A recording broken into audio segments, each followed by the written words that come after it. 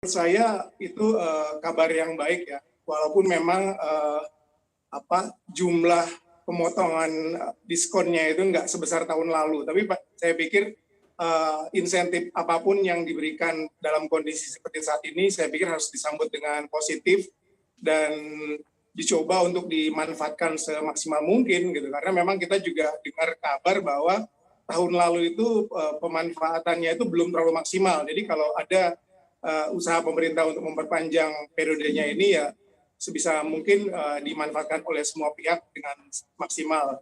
Jadi walaupun jumlah diskonnya nggak sebesar tahun lalu, tapi saya pikir any kind of insentif saat ini itu bisa membantu lah. Menurut saya seperti itu.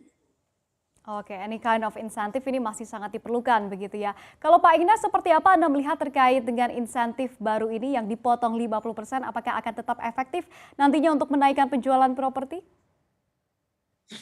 Baik, terima kasih. Jadi saya rasa dari awal kita melihat bahwa satu paket ya antara kebijakan OJK ini tentang DP 0%, lalu inden dan kemudian juga dengan PPN DTP ini, itu satu paket yang dilakukan di tahun lalu dan mudah-mudahan sebenarnya tahun ini. Nah ini hanya dengan dipotong 5% tetap saya kira merupakan kita bersyukur ada satu insentif yang dapat terutama ini dirasakan untuk mengurangi beban konsumen ya, sehingga memang tetap diharapkan dapat terjadi penjualan yang cukup tinggi akibat ini. Baik, dengan durasi kita juga ketahui bahwa insentif ini hanya diberikan selama 6 bulan ke depan begitu ya. Terkait dengan hal ini seperti apa Anda melihatnya Pak Anton? Karena kita ketahui juga untuk membangun sebuah rumah baik itu apartemen dan juga sebagainya, ini kan pastinya memerlukan waktu yang lebih lama begitu ya dari 6 bulan. Apakah durasi 6 bulan ini cukup untuk kita bisa menggerek kembali sektor properti di tahun ini? Kalau feeling saya sih pemerintah ini cukup akomodatif ya, cukup peka terhadap kondisi yang ada di lingkungan bisnis di masyarakat sekarang ini. Jadi kalau hanya diberikan 6 bulan, feeling saya mungkin kalau misalnya sampai akhir Juni nanti dilihat masih perlu, akan ada kemungkinan diperpanjang. Jadi it doesn't really matter kalau misalnya hanya 6 bulan, tapi kalau misalnya nanti diberikan lagi another extension, another 6 months, saya pikir itu cukup possible. Jadi kalau ngelihat kondisi pemerintah, saya pikir itu bisa jadi akan diperpanjang lagi. Itu feeling saya ya. Karena tahun lalu yang kita berharap bahwa tidak hanya sampai akhir tahun 2021, lalu diperpanjang sampai pertengahan 2022 ini, dan semoga itu masih akan terus berlangsung ke depannya gitu. Baik, Anda mengharapkan agar kebijakan ini bisa diterapkan hingga akhir tahun 2022 nanti begitu ya Pak Anton. Kalau Pak Ignas sendiri terkait dengan hal ini seperti apa Anda melihatnya terkait dengan pemberian dari insentif ini yang hanya diberikan selama 6 bulan saja? Saya juga nggak tahu sebabnya kenapa ya, karena kalau baiknya sih memang yang sejalan dengan yang dilakukan oleh BI atau OJK itu ya 1 tahun gitu, jadi satu pasang gitu ya antara inden, suku bunga rendah dan juga DP 0 dan juga PPN DTP. Tapi saya rasa memang ini seharusnya akan fleksibel ya. Tapi memang ini sesuatu yang tahun lalu itu memang sangat tidak diharapkan bahwa sebenarnya dari pencatatan si kumbang ya, itu kelihatannya di bawah 6.000 gitu ya, yang BAST. Padahal persyaratan daripada PPN DTP ini adalah BAST di akhir tahun. Dari potensi yang dihitungan RE itu mencapai 30.000 gitu. Jadi memang ini sangat perlu diperpanjang, kalau enggak akan stagnasi gitu ya. Nah ini syukur bahwa sudah diperpanjang dan saya rasa ini harus kita manfaatkan secara maksimal gitu. Jadi gap di akhir Juni nanti diharapkan jangan terlalu banyak gitu ya. Jadi pengembang juga harus melakukan evaluasi dan juga dukungan pemerintah karena banyak hambatan terutama di perizinan ya. PBG yang belum jalan menghambat dan kemudian juga beberapa IMB yang sebenarnya sudah lama dan tapi sudah harus diganti, tetapi Pemdanya mungkin enggan mengganti dan sebagainya. Jadi ada hambatan proses yang ada di pihak Pemda ya, yang ikut membuat sehingga realisasinya itu jauh gitu ya. Dari 30.000 itu 5.800 gitu. Jadi ini perpanjangan ini sesuatu yang bisa juga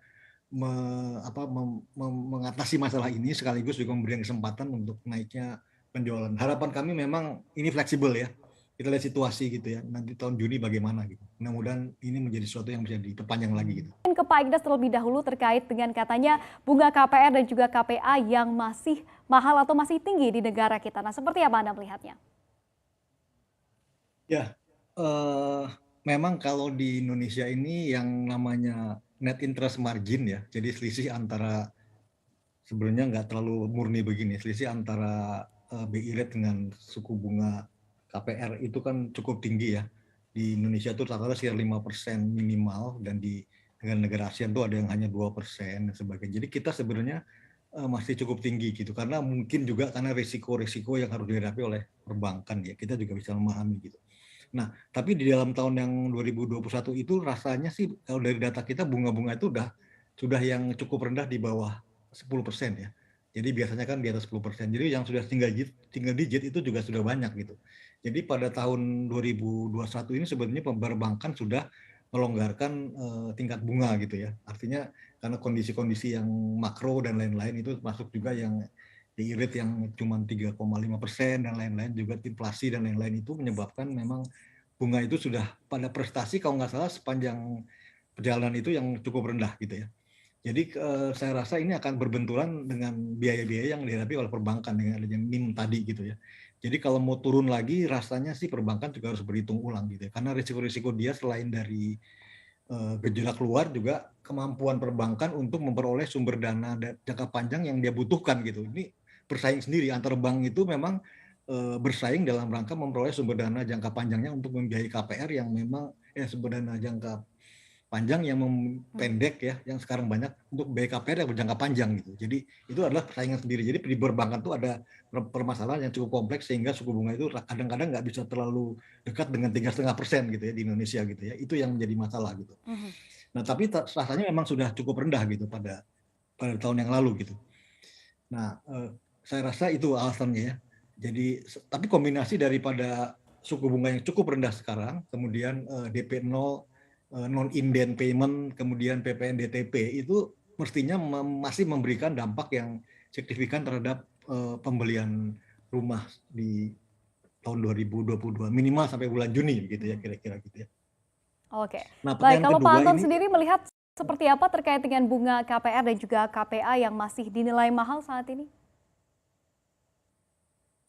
Ya, jadi saya setuju sama yang Pak Ignas katakan bahwa sebenarnya kalau kita melihat secara historical itu suku bunga itu saat ini boleh dibilang rendah. Jadi ya memang kalau kita membandingkannya dengan di luar negeri suku bunga kita memang terbilang tinggi. Tapi untuk Indonesia sendiri secara historis ini suku bunga sekarang ini boleh dibilang rendah. Jadi kalau memang ada pernyataan bahwa suku bunga kita kemahalan, memang benar relatif kalau kita bandingkan dengan di luar negeri, ya. Tapi dalam negeri kita sendiri sekarang tuh suku bunga rendah, dan kita pasar properti sendiri sudah melalui beberapa siklus ya, dari tahun 80, 90, 2000-an sampai sekarang, dan kita melihat di kondisi di siklus-siklus tertentu yang booming itu suku bunganya pun mungkin nggak serendah ini gitu. Artinya ini adalah sesuatu yang sebenarnya bagus gitu, bagus.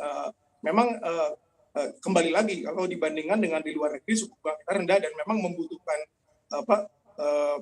perbaikan struktural perbankan kita seperti tadi Pak Ignas bilang bahwa untuk suku bunga bisa lebih rendah lagi itu butuh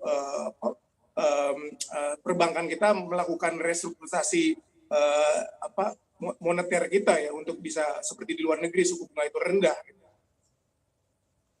Baik, berarti Pak Anton dan juga Pak Ignas melihat suku bunga untuk rumah saat ini sudah cukup murah begitu ya sebenarnya dibandingkan mungkin di beberapa tahun sebelumnya begitu ya. Nah, selanjutnya kita langsung ke pertanyaan yang kedua dari @shani.hy yang meminta info nih, apakah insentifnya masih berlaku kalau beli rumah lagi di tahun 2022, tapi pas tahun 2021 kemarin sudah beli rumah lagi dengan insentif 100%. Ini sepertinya Sobat Cuan yang ingin invest begitu ya, beli rumah di tahun 2021 dan juga di tahun 2022 ini. Mungkin saya ke Pak Anton terlebih dahulu terkait hal ini. Ya, setahu saya ya, tapi mungkin bisa dikoreksi Pak Ignas nanti. Ini insentif PPN ini berlaku untuk pembelian rumah pertama ya Pak ya. Kalau untuk yang berikutnya saya perlu lihat lagi nih.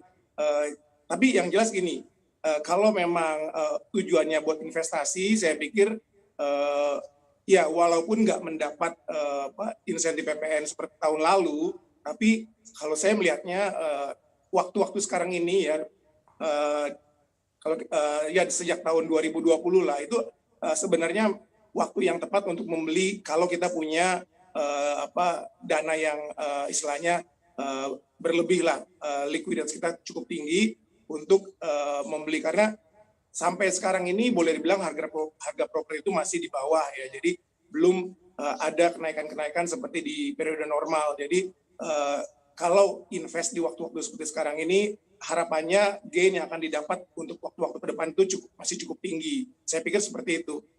Oke, Pak Anton, Anda melihat it's still a good time to invest begitu ya Pak Anton. Nah, selanjutnya kita langsung saja ke pertanyaan yang ketiga. Ini ada pertanyaan dari Tanto Hearye yang mengatakan memangnya kalau beli apartemen second apakah tetap bisa dapat insentif ini? Ini juga pastinya banyak menjadi pertanyaan ya bagi Sobat Cuan. Mungkin saya ke Pak Ignas terkait dengan hal ini.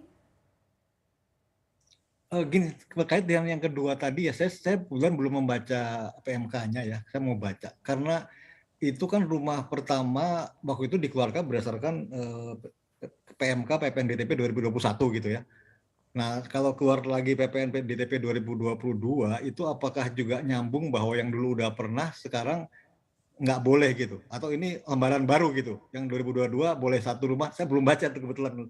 Saya lagi nunggu PMK-nya ya. Jadi yang pertanyaan kedua ini saya belum bisa memastikan gitu. Apakah ini terkait dengan PMK yang sebelumnya? Ataukah ini PMK yang berdiri sendiri gitu. Jadi yang tahun lalu boleh beli satu gitu ya, rumah pertama dengan KTP atau NIK, kemudian yang ini boleh lagi satu, atau nah itu saya belum bisa menjawab sekarang gitu ya.